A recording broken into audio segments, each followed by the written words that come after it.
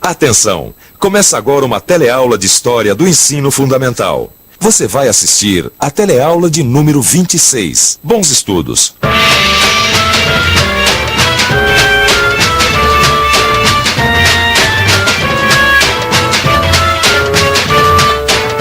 Já deve ter ouvido dizer que São Paulo é uma das cidades que mais cresce no mundo.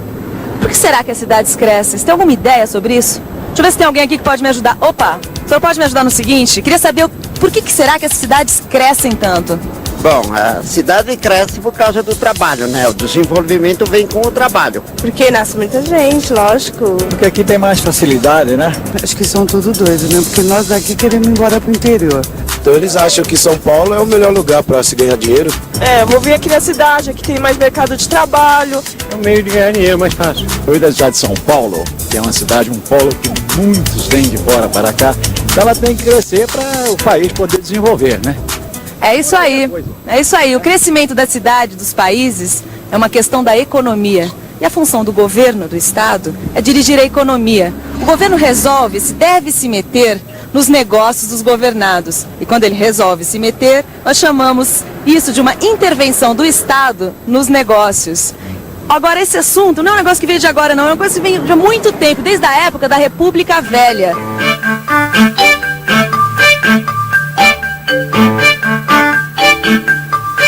Estou investigando como funcionava a economia brasileira durante a República Velha. Você deve se lembrar de outras aulas. O Brasil, durante muito tempo, viveu da agricultura e da exploração das riquezas do solo. Quer dizer, do setor primário da economia. Isso foi desde o descobrimento até a Primeira Guerra Mundial. A Primeira Guerra Mundial foi de 1914 a 1918. O setor predominante na economia brasileira era o setor primário. O Brasil produzia e exportava café, borracha, açúcar, cacau e algodão. Os principais compradores eram os Estados Unidos e a Europa. E os lucros das exportações variavam de acordo com a situação econômica desses países.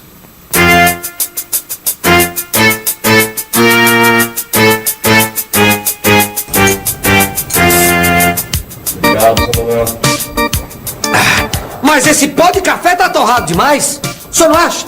Eu não entendo muito de café, meu senhor. Mas pode confiar em mim, que eu sou fazendeiro de café há muitos anos. Aliás, o que o senhor faz, hein? Eu sou industrial. Industrial. O senhor deve fabricar botinas. Meu caro fazendeiro, nós estamos na década de 30. Muita água já passou debaixo dessa ponte, né? Realmente a indústria brasileira antes só fabricava bens de consumo como roupas, alimentos e as tais botinas a que o senhor se referiu, mas isto começou a mudar depois da Primeira Guerra Mundial. Nós não estamos mais naquela época em que o Brasil precisava importar os seus bens de capital, como máquinas e ferramentas. Pois isto é um erro! Como desprezar a nossa vocação agrícola para se aventurar aí nesses incertos labirintos da indústria, meu caro? A riqueza do Brasil está na terra. O senhor, se eu não me engano, está no governo? Não. Sim, porque quando a produção é muito grande e os fazendeiros não conseguem vender tudo, o governo compra o que sobra. Compra, aliás, com dinheiro emprestado do exterior, não é verdade? Olha, não é bem assim, viu, meu caro? Sei. Não é bem assim. Verdade, sim. O governo comprava a produção excedente, isso é, aquilo que os fazendeiros não conseguiam vender, com dinheiro emprestado do estrangeiro. Dessa forma, os fazendeiros não eram obrigados a baixar os preços e continuavam tendo lucros. Por causa dos empréstimos, a moeda brasileira se desvalorizou. Os produtos importados ficaram mais caros. Países envolvidos na guerra pararam de exportar. Como a população precisava de alimentos e de tecidos, a indústria nacional foi se desenvolvendo para atender a essas necessidades. Para você ter uma ideia, antes da guerra, em 1914, havia 7.000 fábricas no Brasil. Em 1920, 2 anos depois do fim da guerra, esse número subiu para 13.000. Outra coisa que fez o Brasil desenvolver a indústria foi o crescimento rápido das cidades. Hoje em dia, grande parte da população brasileira vive na cidade, mas nem sempre foi assim. Houve uma época em que a maior parte da população vivia no campo. Isso começou a mudar a partir dos anos 30. As cidades começaram a crescer e cada vez mais gente começou a viver nelas. Essas pessoas que moravam nas cidades tinham costumes diferentes daquelas que viviam no campo. E queriam consumir produtos feitos nas indústrias, os chamados bens de consumo. Para se produzir esses bens, tinha que haver matérias-primas, máquinas e equipamentos. Sempre que alguém quer consumir alguma coisa, alguém tem que fabricar este bem. E quem fabrica, quer vender. Esta é uma lei básica da economia, a lei da oferta e da procura. Vamos ver como ela funciona? Catar. Olha o mamão do Oi, amigo, vem cá. E aí, princesa, Você tudo bem? sempre vendeu mamão? Não, antes eu trabalhava com manga. Ó o mamão. E por que você parou de vender manga? É que é o seguinte, né? Esse ano deu muita manga e todo mundo na área começou a vender, entendeu? E pra vender tudo eu tinha que vender mais barato, né? Agora não compensava. Chegou uma hora que eu precisei vender mais barato do que eu comprava, entendeu? Olha o mamão. Quer dizer que pra você mamão tá dando mais lucro, é isso? Não é que dá mais lucro, né? É que aqui na área só tem eu. Todo mundo tem que comprar de mim, né? Eu não tenho concorrência, né, meu amor? Quer dizer, se tivesse mais gente vendendo mamão aqui na área, você era obrigado a vender mais barato. É o jeito, né, princesa? Olha o mamão. Tá vendo só? Essa é a lei da oferta e da procura. Quando tem muita produção e muita gente vendendo, o preço baixa. E o lucro também. Agora, quando tem pouca produção e pouca gente vendendo, que nem é o caso do nosso amigo aqui, dá para vender mais caro e ter mais lucro. Quando a produção, isso é a oferta, é muito grande, a procura diminui. E aí vem a crise. Em 1929, houve uma crise mundial que acabou estimulando ainda mais o desenvolvimento da indústria nacional. Vamos ver como foi essa crise. Depois da Primeira Guerra, houve um grande desenvolvimento tecnológico, principalmente nos Estados Unidos. Máquinas cada vez mais sofisticadas produziam cada vez mais no campo e na cidade. E, ao mesmo tempo, as fábricas precisavam de menos operários. A combinação de máquinas produzindo com desempregados que não podiam comprar acabou dando em superprodução. Isto é, as indústrias produziam mais do que vendiam. Se você prestou atenção na lei da oferta e da procura, vai entender o que aconteceu. Superprodução, aliada com desemprego, faz as pessoas pararem de comprar. As empresas menores abriam falência. Os lucros das maiores estacionavam.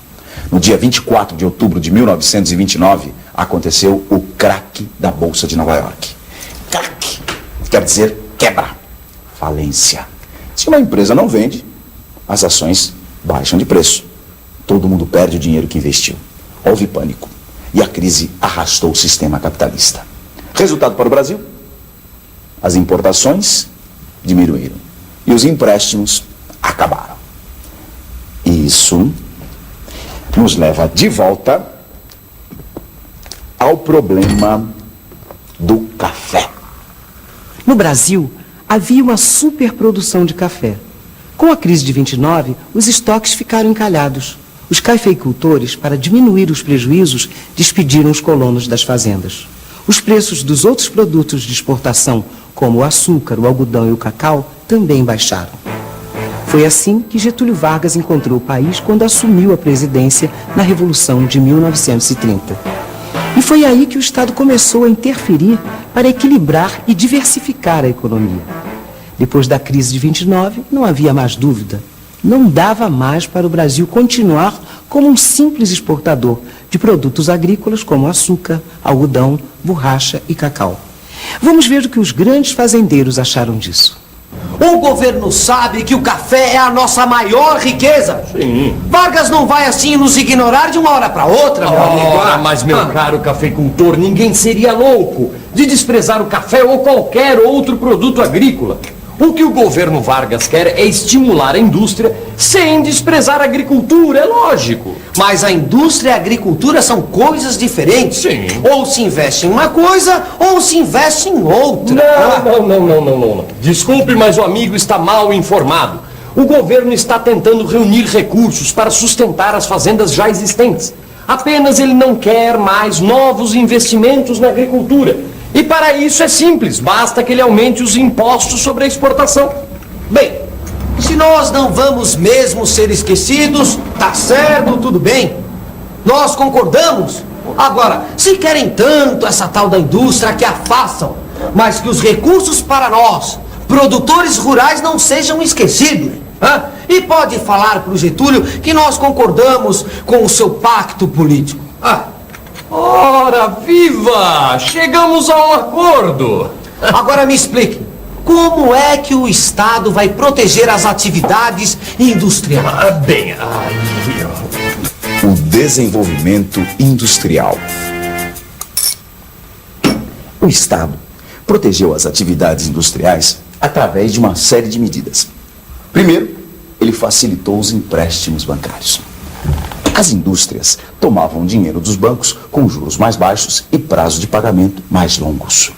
O Estado também baixou os impostos sobre máquinas e equipamentos industriais. E, para completar, facilitou a importação de combustíveis, máquinas e equipamentos de transporte. Mas para que a indústria brasileira vingasse de uma vez, era preciso ir mais além. E Getúlio Vargas sabia disso. O Estado empresário. Com a implantação do Estado Novo, em 1937, o governo Vargas adotou uma política mais direta. Vem desta época o surgimento das indústrias de bens de capital, que também são chamadas de indústrias de transformação. Indústrias de transformação são aquelas que lidam a matéria-prima, ou seja, metais, minérios, produtos agrícolas. Daí, essas matérias-primas são transformadas para fabricar diversos produtos: o ferro em aço, os minérios em ligas. Assim, em 1941, começou a construção da Companhia Siderúrgica Nacional, a CSN, que fabrica aço. E no ano seguinte, foi criada a Companhia Vale do Rio Doce, que lida com mineração. O governo investiu ainda nos transportes, aperfeiçoou a navegação para trazer carvão de Santa Catarina e equipou a Estrada de Ferro Central do Brasil para transportar minério. Deu para o senhor ver agora como ser industrial no Brasil hoje em dia é muito mais do que fabricar botinas? Eu só tenho aqui uma dúvida. Alimentar o transporte de matéria-prima, equipamentos e produtos das indústrias nacionais vai gastar muito combustível. E da onde vai vir tanto combustível assim? O Estado se encarregou disso também. Criou o Conselho Nacional de Petróleo. O Conselho vai controlar o refinamento e a distribuição de combustível para isso tudo. É como diz o velho Getúlio: ferro, carvão e petróleo são os esteios da emancipação econômica de qualquer país. Possuindo-os e explorando-os, poderemos povoar e cultivar o enorme território que nos legaram nossos antepassados. Não, pode deixar que essa eu pago. Essa vai ficar por conta dos produtores rurais. Não, por favor, eu faço questão. Daqui pra frente, quem paga a conta é a indústria. Olha que a agricultura ainda tem sua força, hein? E vai demorar muito tempo para vocês da indústria passarem a perna na gente. Então vamos dividir. Quanto é, seu Manuel? E atenção, se liga aí que é hora da revisão. Na aula de hoje, nós vimos que a crise do café, a Primeira Guerra Mundial e o crescimento das cidades foram fatores que contribuíram para o crescimento industrial do Brasil. Vimos também que o Estado, através do governo Vargas, interferiu na economia e estimulou a indústria. E para completar, demos uma olhada em como funciona a economia, sua lei principal e suas crises. Leia o seu livro e pense no papel que o Estado teve para o desenvolvimento industrial brasileiro entre 1920 e 1940. Vai ficar bem mais fácil entender o que é a intervenção do Estado na economia. Até a próxima.